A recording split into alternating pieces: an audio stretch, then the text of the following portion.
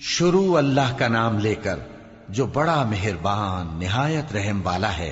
इस किताब का उतारा जाना अल्लाह की तरफ से है जो गालिब है, हिकमत वाला है।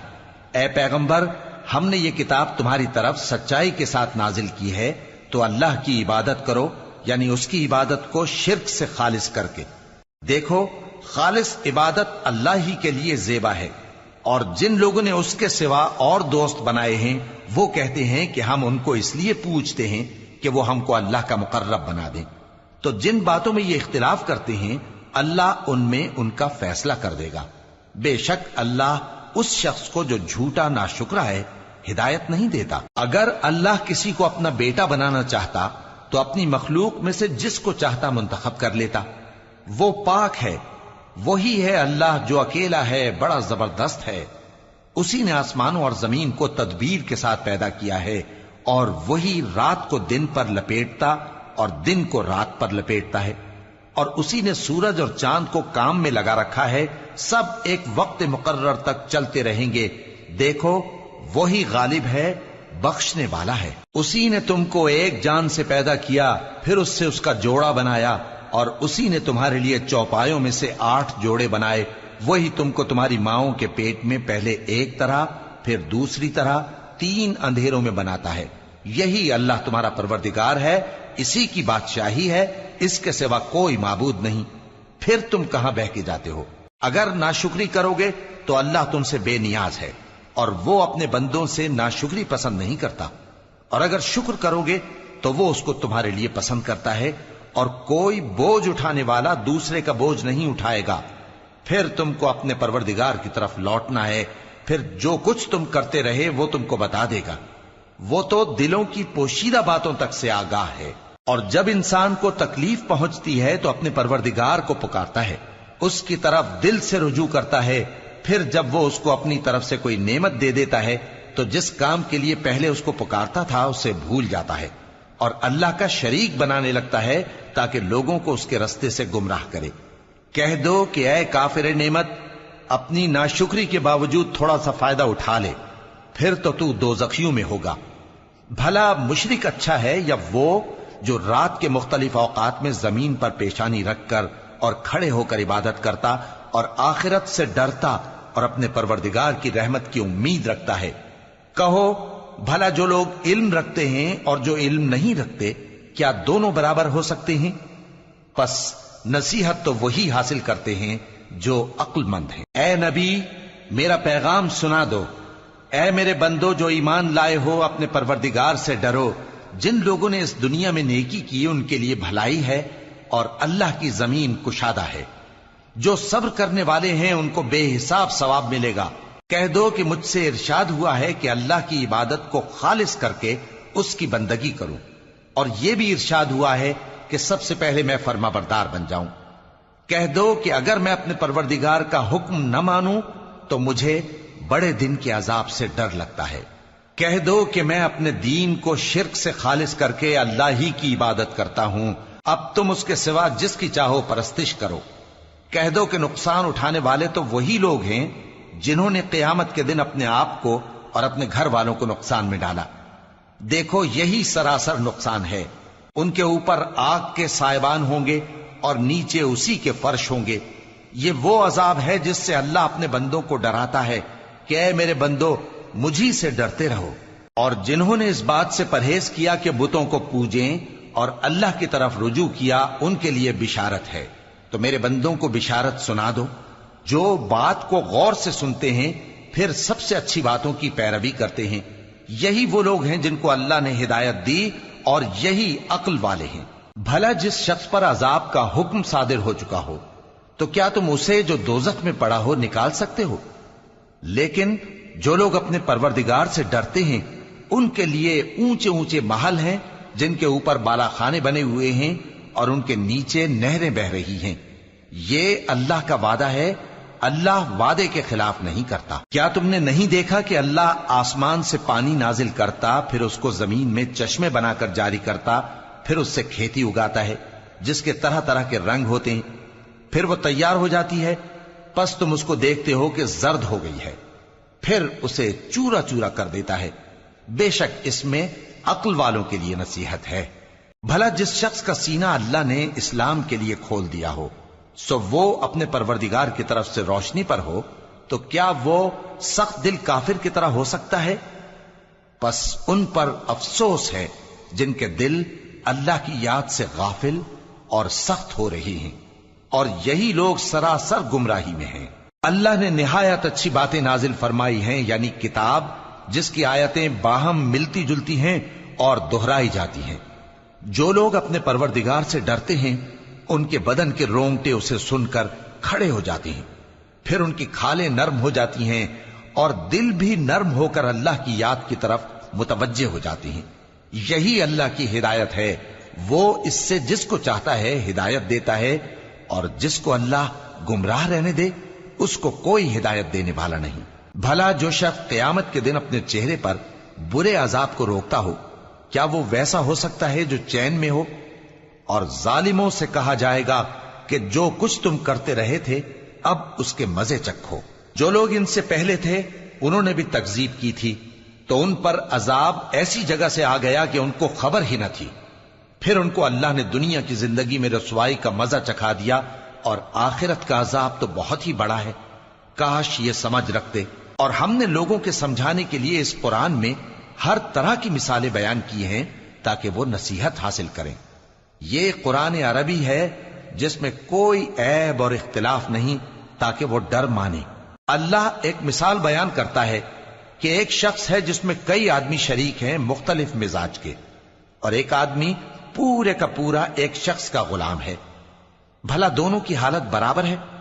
نہیں، الحمدللہ، مگر یہ اکثر لوگ نہیں جانتے۔ اے پیغمبر، تم بھی مرنے والے ہو اور یہ بھی مرنے والے ہیں، پھر تم سب قیامت کے دن اپنے پروردگار کے سامنے جھگڑو گے۔ پھر اس سے بڑھ کر ظالم کون جو اللہ پر جھوٹ بولے اور سچی بات جب اس کے پاس پہنچ جائے تو اسے جھٹلائے۔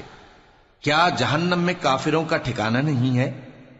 اور جو شخص سچی بات لے کر آیا اور جس نے اس کی تصدیق کی، وہی لوگ متقی ہیں۔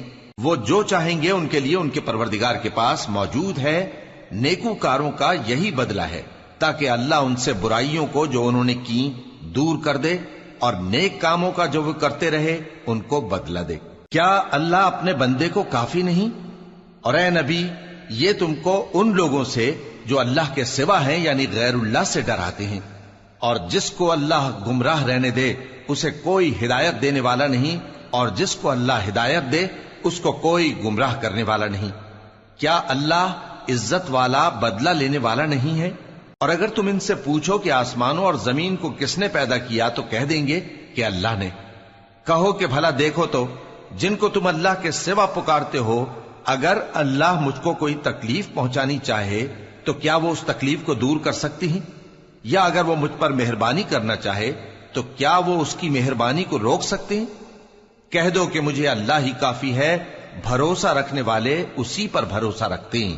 کہہ دو کہ اے قوم، تم اپنی جگہ عمل کیے جاؤ، میں اپنی جگہ عمل کیے جاتا ہوں۔ ان قریب تم کو معلوم ہو جائے گا کہ کس پر عذاب آتا ہے جو اسے رسوا کرے گا، اور کس پر ہمیشہ کا عذاب نازل ہوتا ہے۔ ہم نے تم پر یہ کتاب لوگوں کی ہدایت کے لیے سچائی کے ساتھ نازل کی ہے، تو جو شخص ہدایت پاتا ہے تو اپنے بھلے کے لیے، اور جو گمراہ ہوتا ہے تو گمراہی سے اپنا ہی نقصان کرتا ہے۔ اور اے پیغمبر، تم ان کے ذمہ دار نہیں ہو۔ اللہ لوگوں کے مرنے کے وقت ان کی روحیں قبض کر لیتا ہے، اور جو مرے نہیں ان کی روحیں سوتے میں قبض کر لیتا ہے۔ پھر جن پر موت کا حکم کر چکتا ہے ان کو روک رکھتا ہے، اور باقی روحوں کو ایک وقت مقرر تک کے لیے چھوڑ دیتا ہے۔ جو لوگ غور و فکر کرتے ہیں ان کے لیے اس میں نشانیاں ہیں۔ کیا انہوں نے اللہ کے سوا اور سفارشی بنا لیے ہیں؟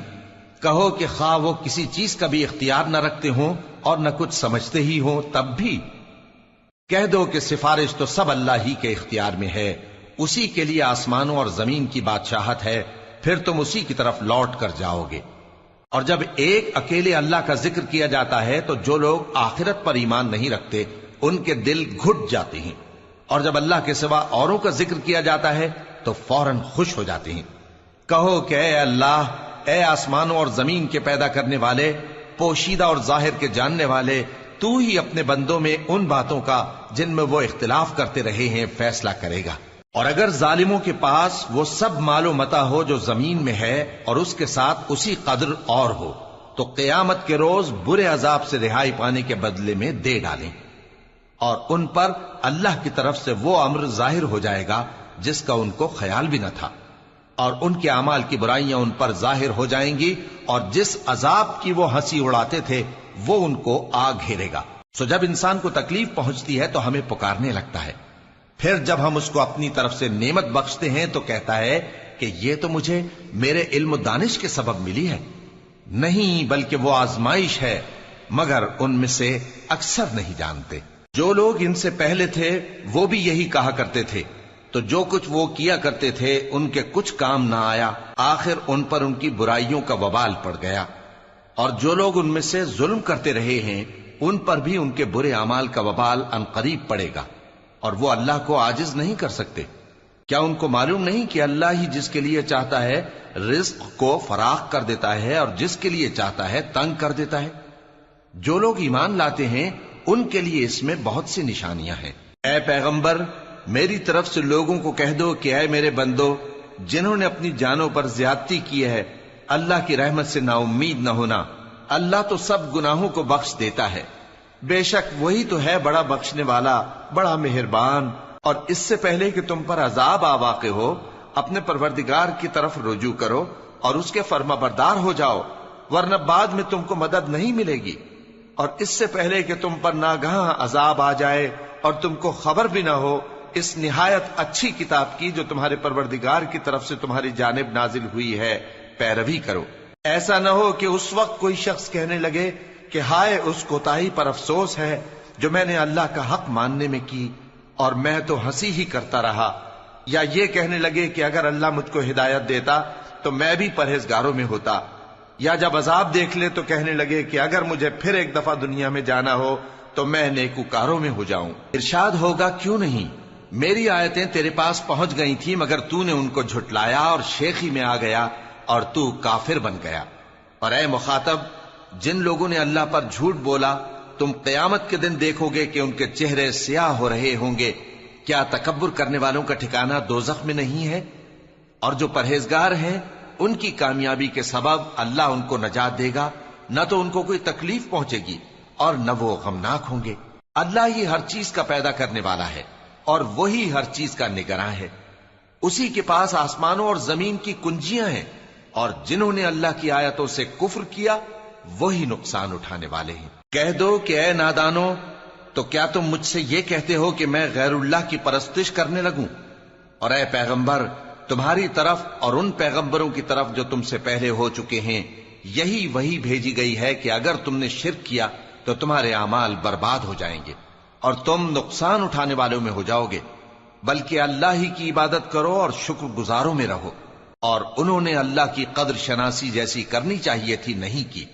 اور قیامت کے دن تمام زمین اس کی مٹھی میں ہوگی اور آسمان اس کے داہنے ہاتھ میں لپٹے ہوئے ہوں گے، اور وہ ان لوگوں کے شرک سے پاک ہے، بلند و برتر ہے۔ اور جب سور پھونکا جائے گا تو جو لوگ آسمانوں میں ہیں اور جو زمین میں ہیں سب بے ہوش ہو کر گر پڑیں گے مگر وہ جس کو اللہ چاہے۔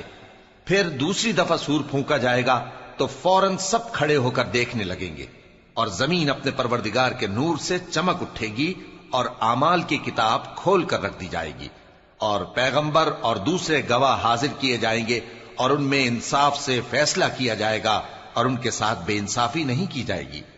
اور جس شخص نے جو عمل کیا ہوگا اس کو اس کا پورا پورا بدلہ مل جائے گا، اور جو کچھ یہ کرتے ہیں اس کو سب کی خبر ہے۔ اور کافر گروہ گروہ کر کے جہنم کی طرف ہانکے جائیں گے، یہاں تک کہ جب وہ اس کے پاس پہنچ جائیں گے تو اس کے دروازے کھول دیے جائیں گے، اور اس کے داروغہ ان سے کہیں گے کہ کیا تمہارے پاس تمہیں میں سے پیغمبر نہیں آئے تھے جو تم کو تمہارے پروردگار کی آیتیں پڑھ پڑھ کر سناتے اور تمہارے اس دن کے پیش آنے سے تمہیں ڈراتے تھے؟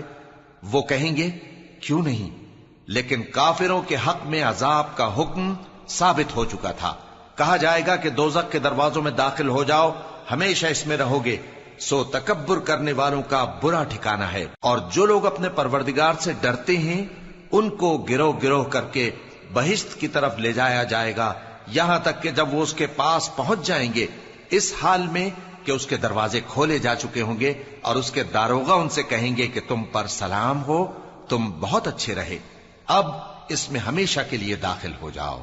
اور وہ کہیں گے کہ اللہ کا شکر ہے جس نے اپنے وعدے کو ہم سے سچا کر دیا اور ہم کو اس زمین کا وارث بنا دیا، ہم بہشت میں جہاں چاہیں رہیں، تو اچھے عمل کرنے والوں کا بدلہ بھی کیسا خوب ہے۔ اور تم فرشتوں کو دیکھو گے کہ عرش کے گرد گھیرا باندھے ہوئے ہیں اور اپنے پروردگار کی تعریف و تسبیح کر رہے ہیں، اور ان میں انصاف کے ساتھ فیصلہ کر دیا جائے گا اور کہا جائے گا کہ ہر طرح کی تعریف اللہ ہی کے لیے ہے جو تمام جہانوں کا مالک ہے۔